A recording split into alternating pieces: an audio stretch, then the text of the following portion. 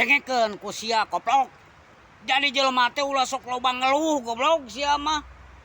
Sia mah ngan ngeluh we jeung ngeluh anjing sia mah.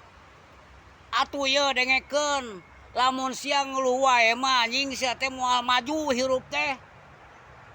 Jadi jelema mah hiji ye, pertama kudu loba doa, nya menta kanu kawasa, kadua usaha anjing. Pasti menang mesin ala kumaha ge goblok. Ari sia mah ukur ngeluh terus protes teu pararuguh ka batur. Rek iraha menang pagaweanana anjing atuh ari kitu mah goblok. Lila-lila sia mah loba ngeluh, loba naon lain, loba duit jadinya anjing kalaka setruk koplok. Dengekeun cek aing matak jadi jelema sia teh minimal ngopi lah.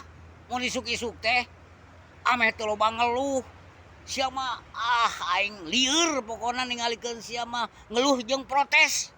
Bola aya ujungna anjing sia mah koplok sia mah.